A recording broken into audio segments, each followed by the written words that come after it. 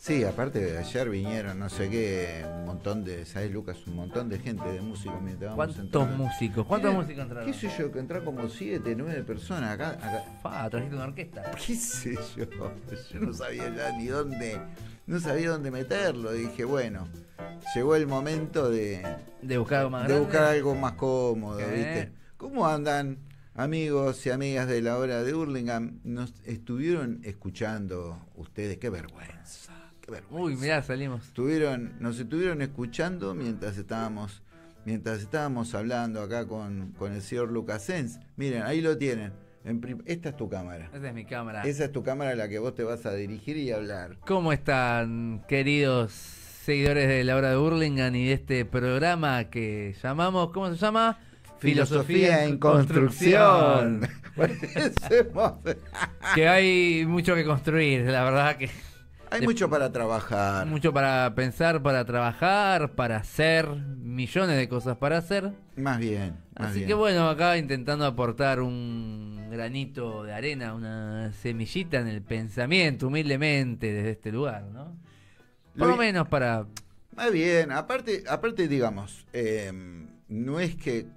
Lo que es importante es que no es que estamos haciendo este programa que aparece por primera vez porque decís, la sociedad... No, ya es la 4ª temporada y es la entrega número 67. 67, increíble, ¿no? 67. Impresionante. Hace rato que venimos trabajando, él viene trabajando distintos temas que desde la filosofía, como si fuera una linterna que enfoca e ilumina determinado tipo de temas. Y además también nos va enseñando y vamos aprendiendo quiénes son aquellas personas intelectuales, escritores, gente que ha marcado una línea en la filosofía y que el pensamiento tiene historia. Eso, ¿voy bien con esa nota? Estás pero perfecto, me gusta. ¿Me gustó? Me gustó la introducción. Es cierto.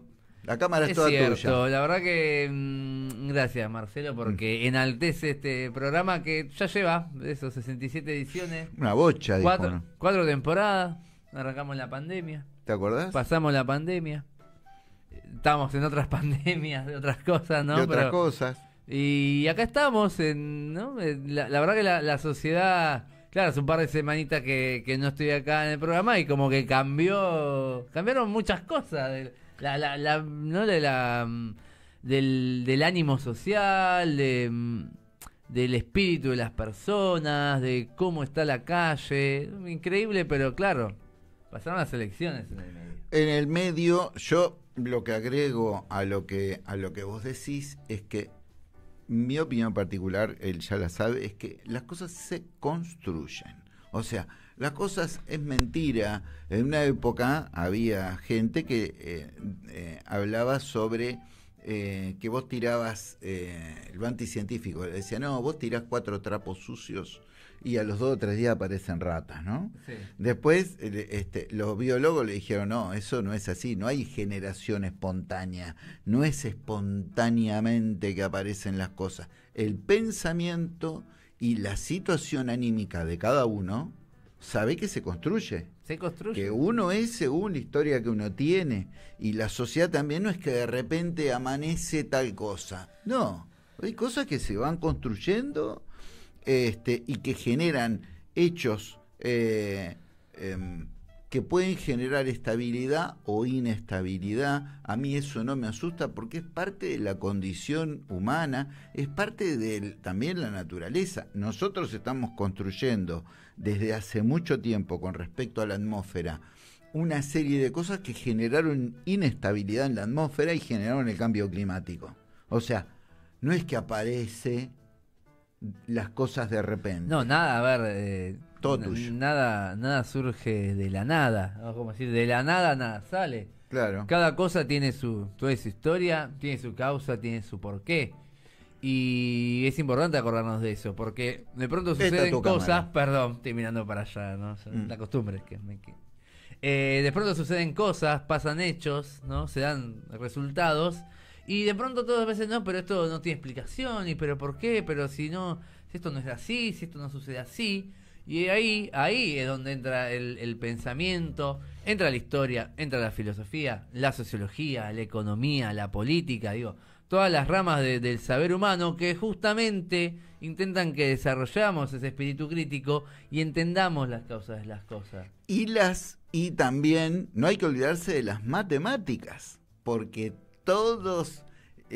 la gente reacciona cuando por una cosa simple no le dan los números. Exactamente, así obvio. Que todo arranca en la matemática. Es decir, flaco, me tirás 2 pesos. ¿Qué querés que haga con 2 pesos? Necesito un volumen, un número más grande matemático. Exactamente, sí, obvio, por supuesto. Yo no hablé de la matemática porque justo... ¿Los filósofos con la matemática? No te creas, pero no te creas, depende. O sea, yo particularmente no soy ducho en eso. Algunos números me dan y otros me siguen sin dar hace 4, 8 y más años también.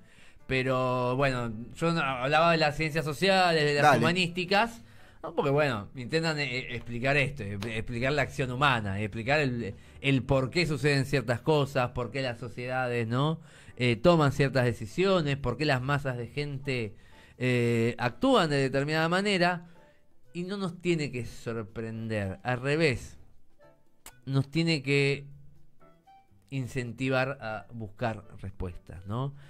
No sirve de nada cerrar los ojos, o no sirve de nada negar la realidad, sino que lo que sirve es abrir los ojos y pensar, y estudiar, y analizar, y abrir la cabeza también, escuchar al otro, dialogar, entender qué es lo que está pasando. Yo creo...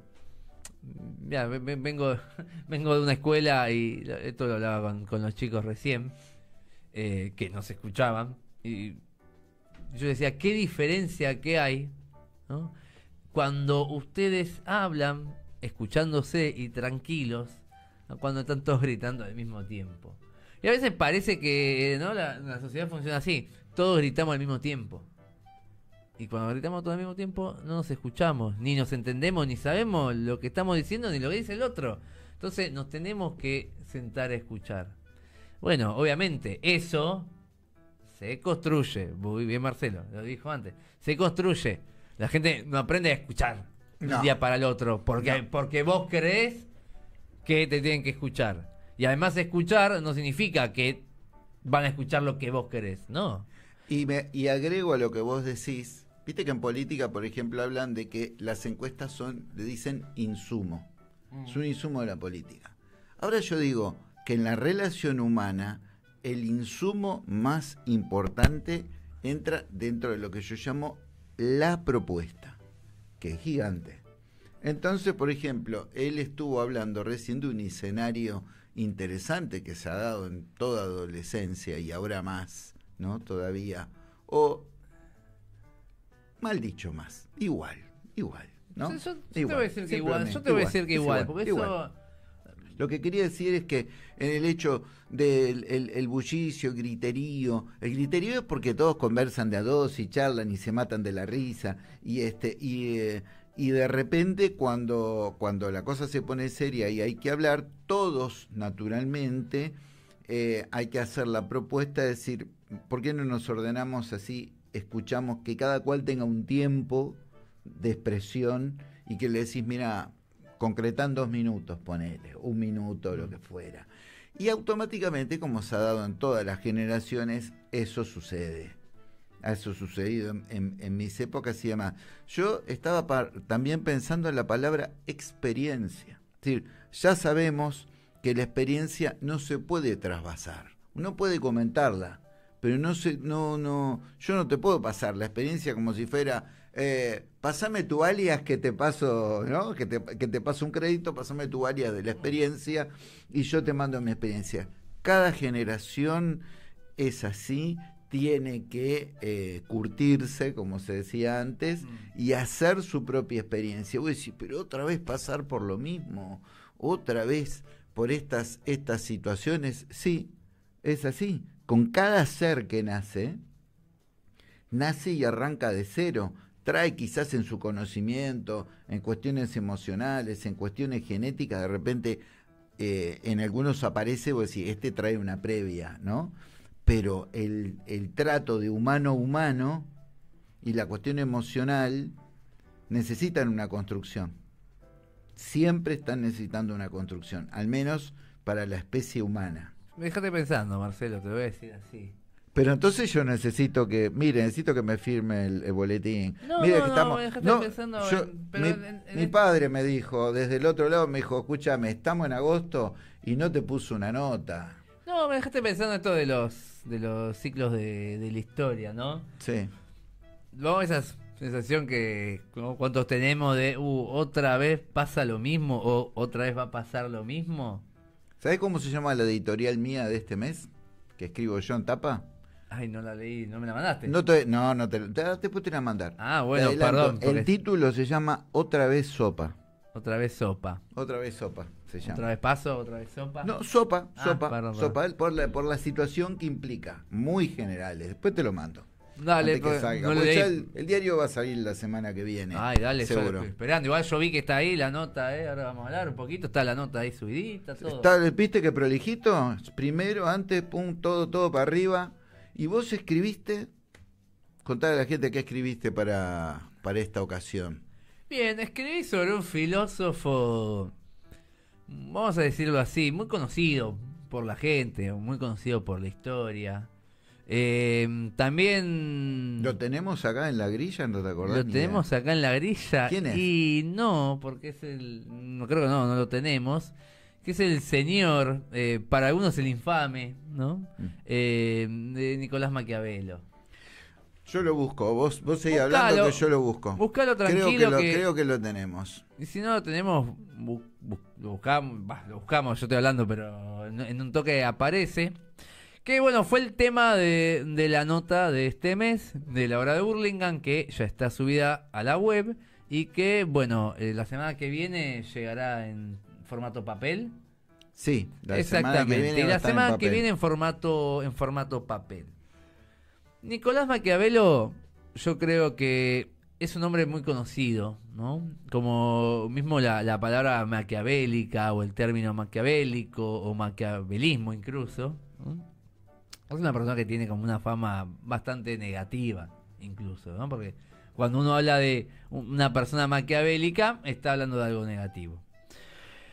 Pero más allá de la recepción social que tenga en la historia, es interesante. Y me pareció interesante traerlo en este contexto. No para estar de acuerdo, porque... cualquiera quizás, o espero que la mayoría que haya leído, que tenga la oportunidad de leer a Maquiavelo, se va a dar cuenta que mucho de lo que dice...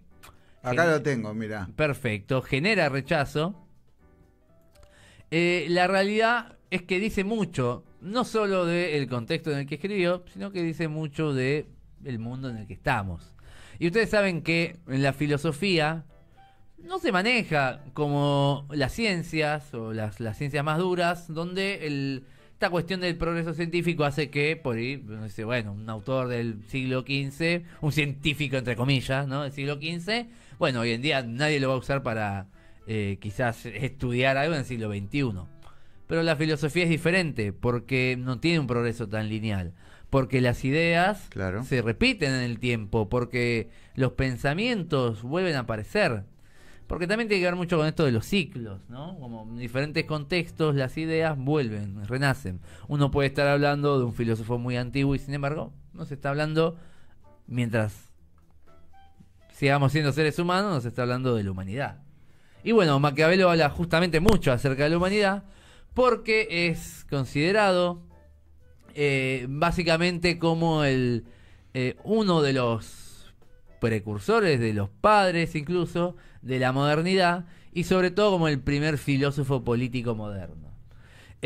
Maquiavelo nace en el año 1469 en la ciudad de Florencia, en Italia. Justamente su vida y su obra coincide con la época del Renacimiento, en esa época donde se rompía la cosmovisión medieval, ¿no? Y toda la sociedad teocéntrica y feudal. y comienzan justamente a darse el germen de lo que van a ser los estados modernos. Y además Florencia, que era como el centro de la creatividad y demás, como de cabezas muy abiertas, de modificación de cosas, ¿no? Exactamente, ¿no? Y eso obviamente pasa en todos los ámbitos de la ciencia, porque es la época donde nace la ciencia y donde justamente las ciencias que van surgiendo intentan estudiar la realidad con bases científicas, ¿no? Y abandonar esa visión, lo que se llama como la escolástica y la visión religiosa de la realidad, y empezar a pensar justamente en la experiencia, en lo que pasa realmente. Y sustituir la creencia por la ciencia. Por la ciencia, claro, sustituir la religión por claro. la ciencia, ¿no? Y en ese contexto es muy importante justamente Maquiavelo. Nosotros hablamos de otros filósofos políticos modernos, de Hobbes, de Rousseau, de Locke. Bueno, Maquiavelo está antes, ¿no? O sea, cronológicamente ahí está. Está antes. Y está pintado con el fondo de Florencia, porque eso que está acá a la izquierda, bien al extremo, es una capilla que es uno de los hitos de imagen de esa ciudad. Exactamente, ¿no? Bueno, ¿y cuál es la importancia que tiene? Bueno, Maquiavelo básicamente se propone, ¿no? Analizar la política real, estudiar la política real. Uh-huh. Y su análisis implica justamente que no va a pensar, ¿no?, en los ideales, no va a pensar en las ideas abstractas, no va a pensar en los grandes conceptos filosóficos, si bien van a estar ahí, ¿no?, sino que va a pensar en la realidad. No va a pensar en, bueno, ¿cómo sería la sociedad perfecta?, ¿no? Medio contemporáneo a la famosa utopía de Moro, pero él no va a pensar la sociedad perfecta, en el gobierno ideal, ¿no? En cómo sería la sociedad si todo funcionara bien, por decirlo así, sino que va a pensar en la realidad, va a pensar en el poder.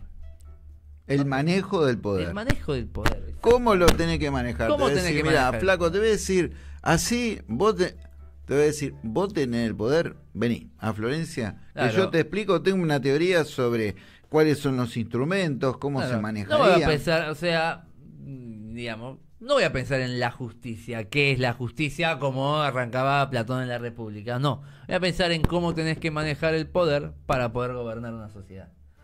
Y eso es lo que inspira justamente la obra de Maquiavelo, y especialmente, bueno, su obra más conocida, que es El Príncipe, ¿no? El Príncipe, que él escribe hacia el año 1513. Tiene una publicación muy minoritaria, muy pequeña en vida, y recién después de la muerte, en realidad, se publica, ¿no? Se imprime para una publicación más extensa. Pero después de su muerte. Y él escribe, básicamente, como una ayuda, una guía a Lorenzo II de Medici, si no me equivoco el nombre, que buscaba justamente la unificación de Italia. Claro, porque yo te iba a preguntar, digo, ¿será contemporáneo de los Medici? Porque los Medici son de Florencia. Exactamente, sí. Él trabaja de diplomático, de asesor, de funcionario, y tiene una relación muy cercana con los Medici, y escribe El Príncipe como una guía para que logren gobernar, para que gobiernen efectivamente. Claro, porque los Medici, eso sí que disputaban poder, ¿no? A fondo, le disputaban el poder al Papa, le disputaban el poder a los reinos que lo rodeaban, le disputaban el poder a todo el mundo. Sí, una sociedad totalmente partida, bueno, sí, en diferentes reinados, uh-huh, y sus disputas políticas por, obviamente, la supremacía. Entonces, el objetivo de la obra es ese, básicamente, ¿no? Es una obra que, la verdad, la puede leer cualquier persona. Es decir, no implica tanto un conocimiento de la historia, de la filosofía, de un montón de autores, porque justamente la intencionalidad de la obra es más bien práctica. Pero es muy interesante. Es muy interesante sobre todo por lo que va a proponer. Todos hemos visto, escuchado o mencionado a Maquiavelo y frases de Maquiavelo. Hay una frase muy conocida que se le atribuye a Maquiavelo, que en realidad nunca la dijo, pero que resuena mucho, porque además se relaciona con lo que él dice, que es la famosa "el fin justifica los medios", ¿no? Esa frase horrenda, vamos a decirlo, es horrenda la frase, pero que la hemos escuchado 1.000.000 de veces, ¿no? 1.000.000 de veces la escuchamos. Así que no es de él. No es de él, no. En realidad no la dice él. Pero pasa como muchos pensadores que se popularizan ciertas frases o ciertas ideas que en realidad no las dijo así, pero que se parece un poco a lo que piensa, ¿no? Claro. Porque él diría que en el fondo él no estaría en desacuerdo con eso, en que el fin justifica los medios. Lo que pasa es que cuando uno menciona esa frase, uno tiene que pensar, bueno, pero dos cosas. Primero, ¿de qué fin estamos hablando? Estaba pensando justo eso. Porque justito. no todos los fines son iguales. Claro. Y no todo tiene por qué ser repudiable dentro de eso. Obvio, y no todos los fines tienen que ser negativos. Claro. También, ¿no? Pero es cierto que la frase siempre plantea una polémica, ¿no? Pero es verdad, digo, uno debe determinar cuáles son los fines y también cuáles son los medios, lógicamente, y qué significa esto de justificar.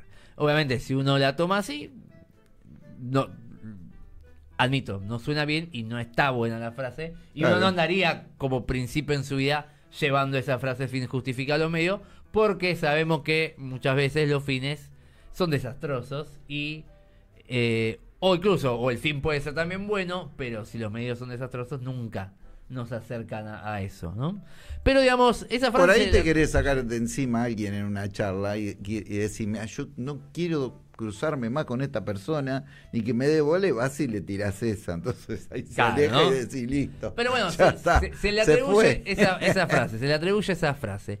Y en realidad se relaciona porque justamente la visión de Maquiavelo y el uso del término maquiavélico tiene que ver un poco con las personas que no se rigen por principios morales, que son inescrupulosas, que solo les importa el triunfo, la eficacia, la victoria, ¿no? El poder, justamente, y eso es lo que él propone en la obra. Parte de media básica, ¿no? Una visión negativa, un pesimista del ser humano, muy parecida a la de Thomas Hobbes, que lo hemos mencionado, ¿no? Sí. Esta idea de que si el ser humano se lo deja, por decirlo así, libre, ¿no? Si se lo deja guiado a su propia naturaleza, seguramente va a hacer el mal, inevitablemente. Va a buscar destruir al otro, va a hacer florecer su egoísmo, ¿no? Estaba pensando, yo soy muy malo también para esta cosa. ¿Sabes que estaba pensando en el fútbol? Y en un canto que tienen que tenemos las barras, que dice: esta noche, cueste lo que cueste, esta noche tenemos que ganar. Y esa es el fin justifica los medios. Ese es el fin justifica los medios. ¿Viste? Esa es así. En los debates futboleros aparece mucho. Como te maté con esa, ¿viste? No me mataste. No, ya está sé. Muy bien. Es un recuerdo popular de que está metida esa frase. Está metida en la cultura. Esta noche cueste lo que cueste, esta noche tenemos que ganar, pase lo que pase.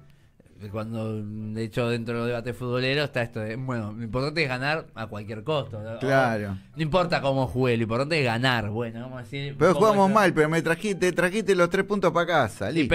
Pero hicimos trampa. No importa.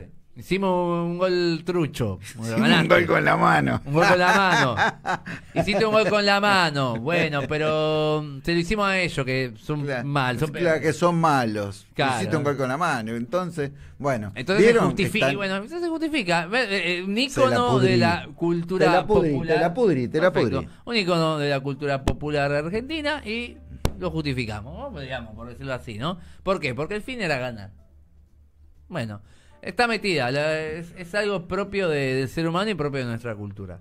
¿Qué pasa? Bueno, obviamente eso encierra muchos riesgos, ¿no? Vamos a llevarlo a un caso más político, pero histórico. Y ahora que está con la película de la bomba atómica, podemos mencionar Oppenheimer, ¿no? Oppenheimer. Bueno, ¿qué uno puede decir? La famosa lanzamiento de la bomba atómica en Hiroshima y Nagasaki. Bueno, ¿cómo se justificaba Estados Unidos? Bueno, el fin era terminar la guerra. Entonces, estaba justificado. También hubiéramos perdido más, ¿no? También yo Miren, le voy a explicar algo. Obvio, toda guerra es horrible, para empezar.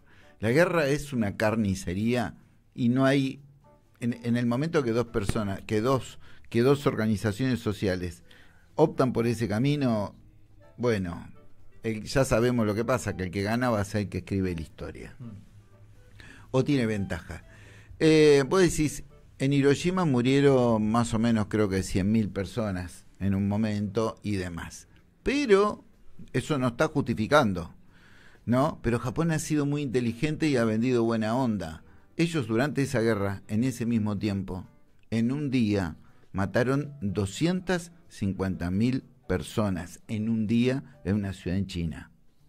China le reclama a Japón que reconozca ese hecho, porque en un día, en 24 horas, encerraron a una población de una ciudad-puerto, iban entrando y los iban masacrando a todos. 250.000 personas en un día.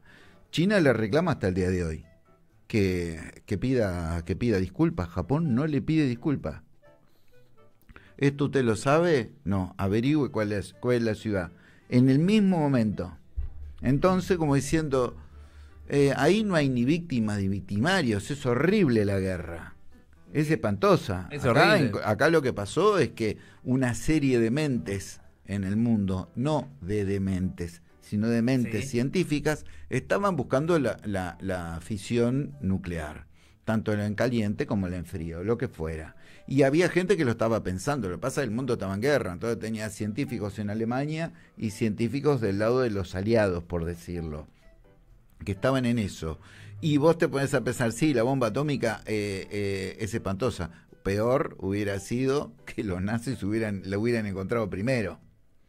Eso es la verdad también, porque estaban ahí, palo a palo, les faltaba poquitito a unos y a otros. Sí, bueno. Einstein no quiso saber nada, él se sabía, lo miró, él dijo, yo ya sé lo que descubrí, no quiero participar. No es que la única finalidad de la bomba atómica era terminar con la guerra. No, más bien, era después el conocimiento del átomo, la energía, había un montón de cosas. Pero más allá de eso, obviamente tenía que ver con marcar una supremacía mundial, geopolítica, ¿no? Entonces, más bien, porque Estados Unidos no quería compartir lo que estaba descubriendo con la Unión Soviética, bueno, y etcétera, pero etcétera. Pero está bueno pensar esto, ¿no? También el trasfondo político de toda ciencia. Bueno, aparece en la película y lo traemos acá al señor Maquiavelo, porque justamente él no piensa y no le importa esto de que pensemos, ¿no? La política en términos éticos. A él no le importa la ética. No. Que ni buenos ni malos. Dice que había un argentino que le empezó a cantar, esta guerra cueste lo que cueste, esta guerra la tenemos que ganar. A él no le importaba la historia de los buenos y los malos, le importaba cómo había que hacer para gobernar una ciudad y cómo debía hacerse para que esa ciudad no entre en caos. Básicamente, también por esta idea, si el ser humano no se lo controla, no se lo educa, no se lo forma, no se lo reprime incluso, la sociedad se desmorona. Entonces su idea era qué es lo que tiene que hacer el político.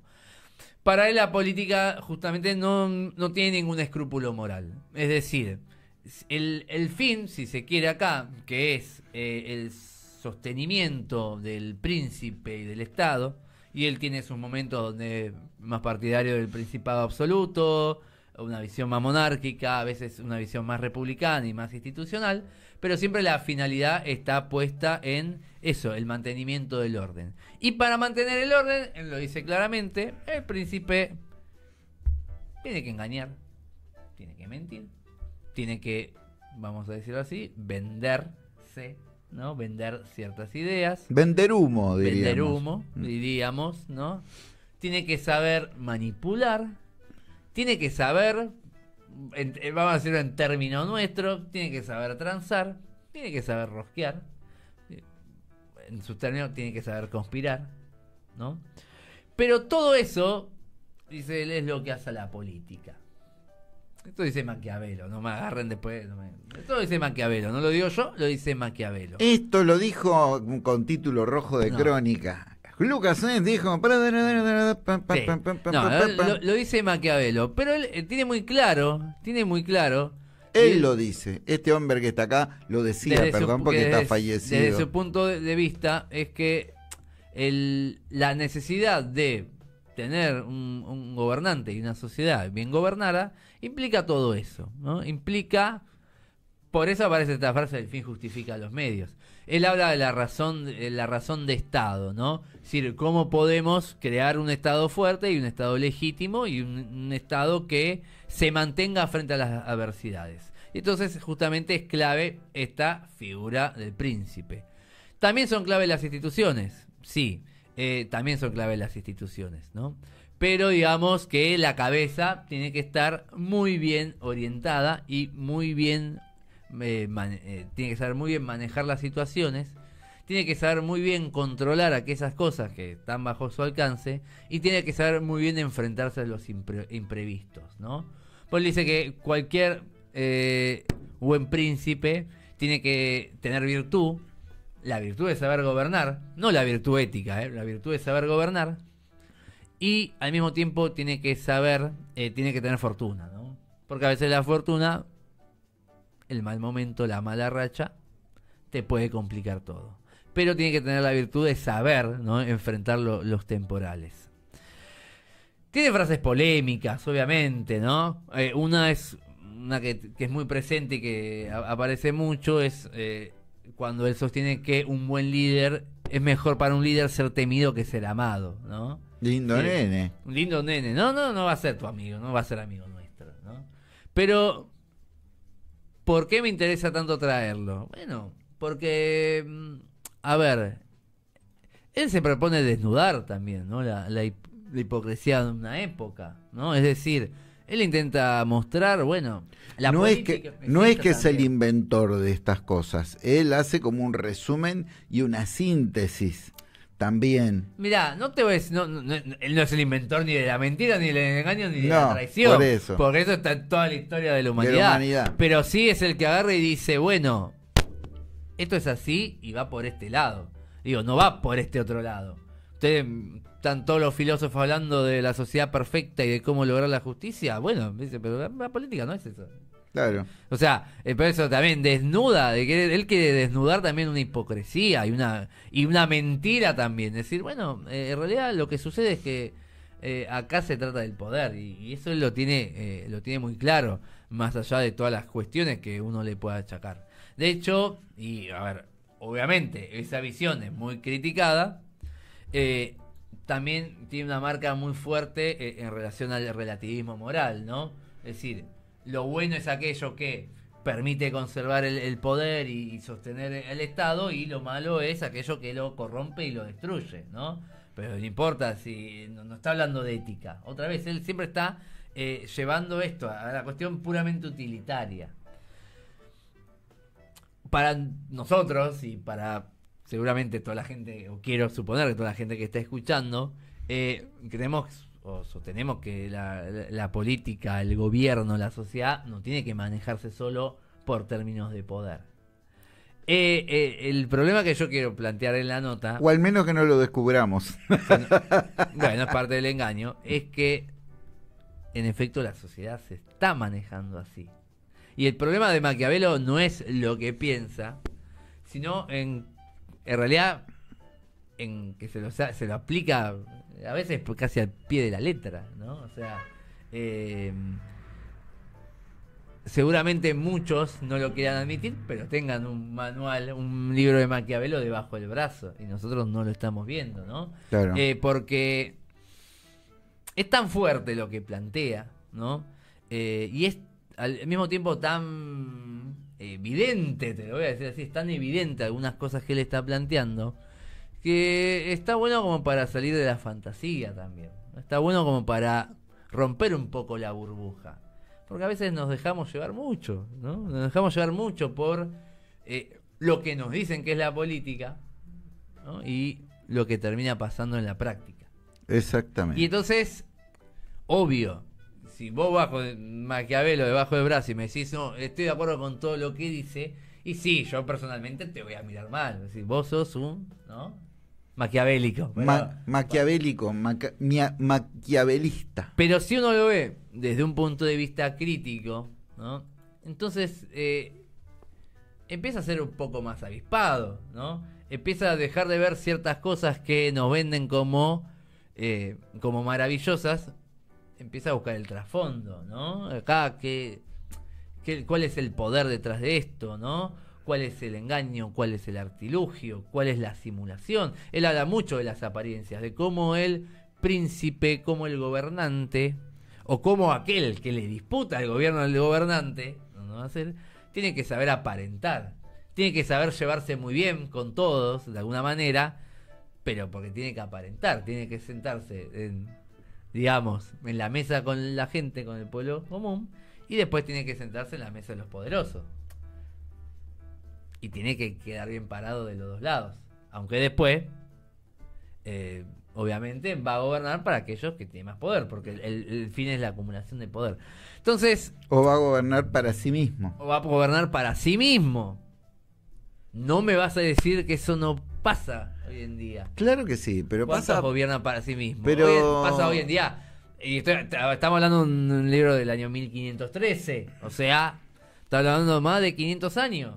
Pero digo, y yo todo lo que uno puede leer en El Príncipe de Maquiavelo lo puede llevar a cualquier momento de la historia. Entonces digo, porque tiene que ver con una forma cultural de hacer política, con una forma de pensar, con una forma de ver la realidad, que yo diría, sigue siendo hegemónica en el mundo, sigue siendo hegemónica en el planeta, y que tenemos que humildemente y desde diferentes lugares empezar a romper. Ahora, justo eso, vos tocaste un tema geopolítico, y yo digo, voy a agregar algo, no estoy tan seguro que los chinos y los hindúes no tengan su propio pensador, porque tienen estructuras mentales diferentes y porque son más antiguos. La estructura del poder. Cuando vos comparás, por ejemplo, China y tomás el tiempo de vida civilizada, los imperios chinos han sido más grandes y más prolongados que los imperios occidentales. A la hora de hacer la guerra, nadie lee Maquiavelo, leen El arte de la guerra, que es chino y tiene como 3.000 o 4.000 años. Bueno, quiere decir que deben tener otro autor de ellos, por supuesto, parecido, diciendo las mismas cosas. Por supuesto. O en el Japón medieval, que era tan estructurado también, para las casas medievales y los reinos que había en esa pequeña isla, seguro que tenía, pues ellos no tenían contacto con Europa. Es cierto, pero está muy bien. El arte de la guerra también es una obra que tiene desde el lado oriental, pero que hoy en día se lee y se vende muchísimo en Occidente. Y los vietnamitas se lo aplicaron a los americanos en la guerra de Vietnam. También tiene una intención, incluso una finalidad muy parecida a la del príncipe. Es, bueno, a ver, vamos a lo práctico, ¿no? Vamos a la construcción de poder y hacer cómo, porque uno puede tener los más bellos ideales del mundo, pero ¿cómo lo llevas a la práctica? ¿Y de qué manera? ¿Y cómo? ¿Y cómo resolves una disputa? ¿Y cómo lo resolves? Claro, ¿y cómo resolves un conflicto? Y un conflicto entre partes, ¿y cuánto de ese ideal puede llegar a llevarse a la práctica? ¿Cuánto lo tengo que vender para llevarlo a la práctica? ¿O cuántos dicen llevarlo a la práctica y los abandonan en el medio porque se dan cuenta que eso no va por ahí? Claro. Pero no van a renunciar a su posición de poder. Claro. Entonces, digo, más allá de eso, de que esté aplicado a la guerra, pero bueno, la política es, y aparece como también una la guerra aparece como una forma de hacer política, claramente, ¿no? Tiene que ver con esa intencionalidad, con esa finalidad de, vamos a pensar la realidad, no vamos a pensar en la república perfecta. No. ¿Cómo hay que hacer la guerra para que triunfemos? ¿Cómo hay que hacer la política para que triunfemos, no? Por eso te digo, eso puede ser muy bueno, puede ser un desastre total, porque depende de qué manos caiga. Depende de quién gane y quién pierda. Y claro, y en qué manos caiga, pero claro, obviamente, cualquier persona o cualquier filósofo, o cualquier pensador que haya leído a Maquiavelo suele ser crítico justamente en este aspecto, ¿no? Sobre todo en lo que implica el relativismo moral, ¿no? Esta idea de que no hay principios justos e iguales para todos, sino que en realidad tengo estos valores y si no me conviene tengo otros. Sí, como tipo Groucho Marx. Marx. Claro, pero es un poco ese es el espíritu. Entonces el relativismo moral obviamente se lo cuestiona. Se le cuestiona el autoritarismo. Se le cuestiona traicionar principios básicos de la república o de la vida democrática. Todo eso se le cuestiona y está muy bien cuestionárselo. Pero otra vez, no por eso hay que dejar de pensarlo, ¿no? Y me parece que es un autor que sin estar de acuerdo con él, ¿no? No implica que no sea fundamental en la historia del pensamiento humano y que no implica que hoy en día no sea alguien que está completamente presente en nuestra sociedad, que sus ideas están completamente presentes en el día a día. Claro, no es necesario que alguien que tenga algún gramo o centímetro de poder lo haya leído para darte cuenta que de repente, sabiendo o no sabiendo, como estamos diciendo, lo están aplicando. Es parte de la cultura humana. Uh-huh. En cualquier cosa, en un club de barrio, en una asociación, en un partido político, hasta en un movimiento social, de todo, el tipo aparece siempre. Él y otras formas. Ahora se ha puesto de moda el libro de Chino, el arte de la guerra. El arte de la guerra. Porque también habla de algo que no sé si Maquiavelo habla, porque no lo conozco, de lo que son la construcción del escenario, ¿no? Es decir, los tipos te montan un escenario, y una de las formas de mantener el poder es hacerle creer a tu contrincante que ese escenario lo construyó el otro y que él está circulando por ese escenario, cuando en realidad el escenario es tuyo, es una trampa puesta y vos lo vas a cazar. Los chinos, los vietnamitas le hacían eso, sí, en cada batalla que participaban los estadounidenses, le ponían gancho, le ponían trampa, le hacían cosas, le armaban un escenario, sabían lo que tenían que hacer. Por eso digo, es seguro que debe haber lo que diríamos un Maquiavelo en China o en la India, que son sociedades mucho más viejas, y también, o en Japón, con una conducta sobre el poder muy férrea, más férrea que en Occidente todavía. Opino. Sí, no, totalmente de acuerdo.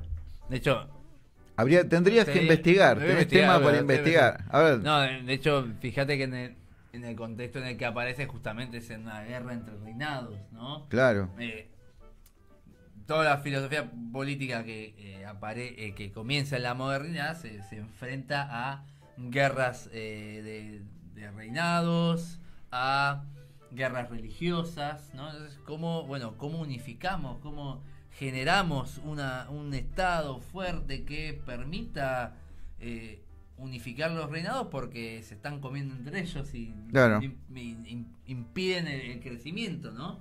Entonces, ¿cómo se lleva el progreso? Bueno, esto que vos decís, que es como esta máxima del arte de la guerra, a nivel político te la firma Maquiavelo, porque claro, plantea la misma idea, ¿no? Bueno, ¿cómo haces que el otro pierda? Bueno, con diferentes estrategias. Primero, o bueno, una estrategia que se utiliza mucho, podemos decirlo así, es siempre crear, ¿no? Una que veo mucho, ¿no? Que es crear falsos debates. Más o que la gente discuta estupideces, básicamente, ¿no? Claro. Las personas crean que están debatiendo el problema central, o sea, crear ese escenario, ¿no?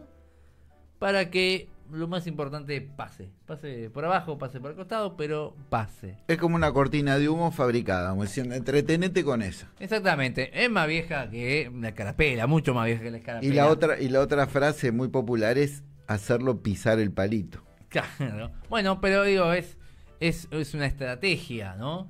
Él decía, y medio cerrar un poco la idea.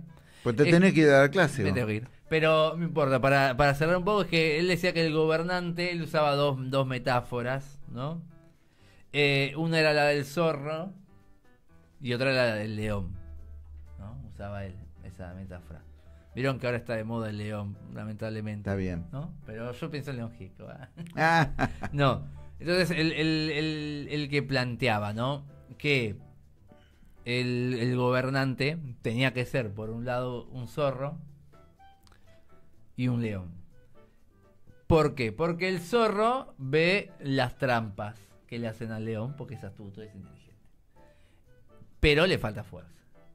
El león es más estúpido, vamos a decirlo así, más cortito de cabeza, pero tiene la fuerza y la valentía. Entonces, como buen gobernante, tiene que tener, por un lado, la fuerza y la valentía de lograr imponer lo que quiere, y al mismo tiempo tiene que estar la astucia y el ingenio, porque eso no se logra solo con fuerza, sino que se logra con estrategia, ¿no?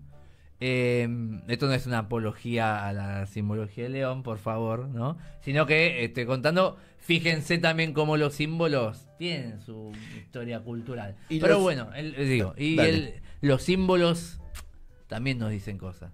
Y bueno, él presentaba esta imagen. Pero estaban las dos caras. La inteligencia es necesaria. La inteligencia, la táctica, la estrategia. Y por el otro lado, el coraje, la valentía, la fuerza, ¿no?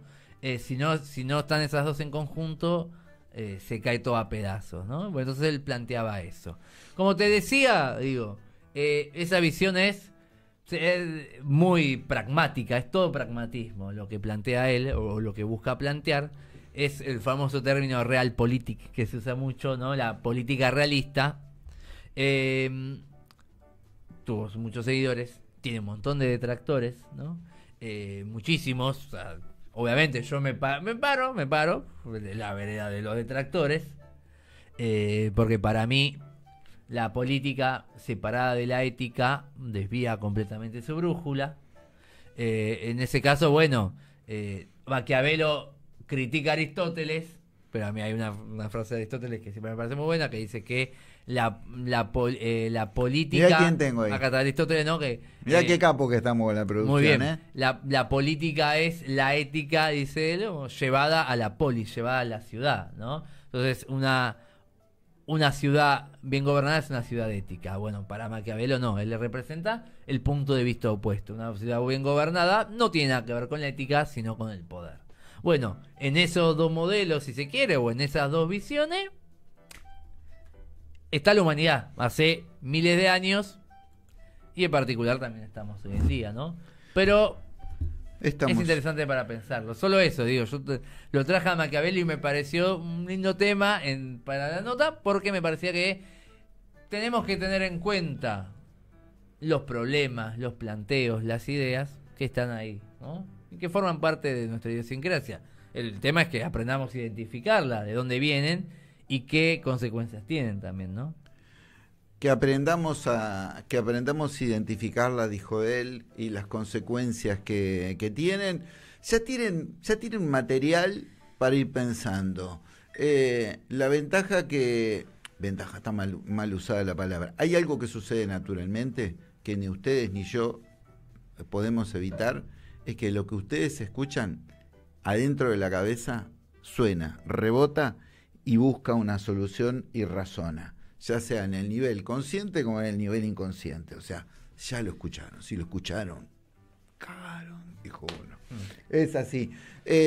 Lucas. Sí, y otra cosa que es clave, uno no tiene solo que pensar aquellos autores o aquellas teorías que están de acuerdo con lo que piensa uno. Más bien. Sino que uno, por el contrario, tiene que tener la comprensión y la mente abierta para confrontar, para aprender a debatir, para aprender a argumentar, para aprender a dialogar, para aprender a construir. Entonces uno necesita nutrirse no solo de sus propias ideas, y no solo de las ideas de la gente que piensa como uno, como si fuera una endogamia, sino que tiene que aprender a enfrentarse al pensamiento del otro que a veces ese otro incluso puede ser un enemigo nuestro porque puede venir a querer pisarnos la cabeza. Bueno, pero para entender que es un enemigo nuestro tenemos que pensar, ¿no? Tenemos que comprender. Tenés que comprenderlo, tenés que verlo, tenés que entender de que... Y sobre todo lo más importante es aplicar conocimiento, ¿no? Nadie que te va a venir a hacer el mal es alguien que tenga... Que te lo va a decir. Que esté, o que esté... No lo metas dentro del ámbito, está endemoniado, es el diablo o está loco.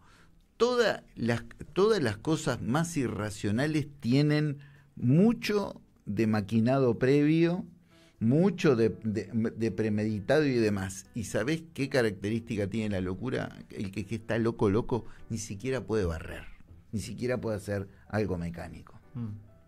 Eso es algo que uno ha podido saber.